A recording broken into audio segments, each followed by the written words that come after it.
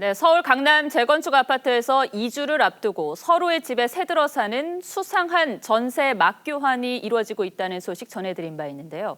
이 사안을 취재한 경제부 지선우 기자에게 못다한 이야기를 들어보겠습니다. 자, 지 기자, 무슨 일이 있었는지 정리부터 한번 해보시죠. 네, 이 A라는 조합원과 B라는 조합원이 각자 본인의 집에 살고 있습니다. 예. 그런데 이주를 앞두고 서로의 집에 세입자로 들어가는 전세 계약을 맺습니다.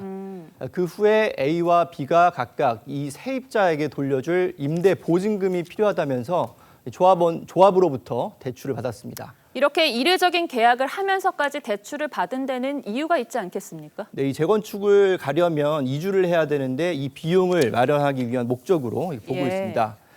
도시주거환경정비법에는 이 세입자 보호를 위해서 자신의 집에 세입자가 있다면 조합에 보증금을 빌려서 내줄 수 있다라고 돼 있습니다. 예. 그래서 서로 없던 세입자를 만들었다라고 보고 있습니다. 꼼수라는 게 눈에 보이기는 하지만 이 절차상의 문제를 이렇게 꼬집기는 좀 애매하기는 합니다. 혹시 법적인 문제가 걸려 있긴 합니까? 네, 이런 정황은 저희가 등기부 등본을 통해서 확인을 했는데 관련된 가구가 이제 25가구 정도로 파악을 하고 있습니다. 꽤 되는군요. 한두 가구가 참여한 게 아니라는 거죠. 그리고 먼저 가짜 전세 계약이었다면 그 자체로 부동산 실거래법 위반이고 위장 전입을 했다면 주민등록법 위반이 될 수가 있습니다. 그리고 재건축 사업을 총괄하는 조합의 업무를 방해했다 해서 업무 방해로 볼 가능성도 있습니다. 더 큰 문제는 이주비를 스스로 마련한 다른 조합원에게 피해가 발생한다는 건데 다른 조합원의 얘기 들어보시죠. 예. 그런 뭐 돈이 뭐 어디서 하늘에서 뚝 떨어진 거예요. 그게 아니고 사실은 정부 사업비고 나중에 조합원들이 정부 시공사한테 이자 쳐서 갚아야 되는.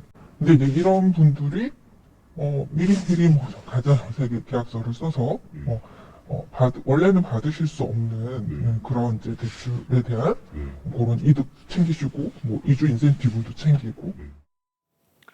자, 그러니까 누구는 꼼수로 이주비를 마련하고 누구는 그 꼼수로 인한 비용을 떠안게 된 그런 셈이네요. 그런데 과거에는 이 이주비를 보통 어떻게 마련을 했습니까? 네, 2019년 이 12.16 대책 이전에는 은행으로부터 이 주택 관련된 대출을 좀 더 자유롭게 받을 수가 있었습니다. 예. 전세 대출을 받았다가 이 아파트가 완공이 된 후에 은행이 다시 되갚는 그런 경우가 많았는데 아니면은 시공사가 이 보증을 통해서 은행이 대출로 마련한 돈을 조합원에게 이주비로 빌려주기도 했습니다. 그런데 지금은 두 가지 방법 다 어렵게 됐다라는 겁니까? 네, 이 규제가 좀 늘어났는데요. 시공사 선정 이전부터 이 이주비를 더 싼 이자로 혹은 더 많이 빌려주겠다 이런 입찰 경쟁이 이제 과열이 되면서 시공사가 이주비나 이사비처럼 재건축 시공과 관련 없는 비용을 조합원에게 대여하거나 해줄 수 없게 규제가 생겼습니다. 자, 그럼 담당 기관들은 이 전세 맞교환 상황에 대해서 파악을 하고 있었습니까? 사실 이 소식을 전했을 때 이 지자체나 국토부에서는 처음 듣는 방식이다라고 이제 공통적으로 얘기를 했고요. 한 공무원은 이제 대단한 분들이네라는 이 혼잣말 섞인 이 반응을 나타내기도 했습니다. 이런 방식이 이제 문제가 있는 건지 있다면 어떤 문제가 있는지는 시간을 좀 더 두고 따져봐야 한다는 입장이었습니다. 네, 꼼수가 관행이 되기 전에 잘 따져봐야 할 것 같습니다. 지 기자, 잘 들었습니다.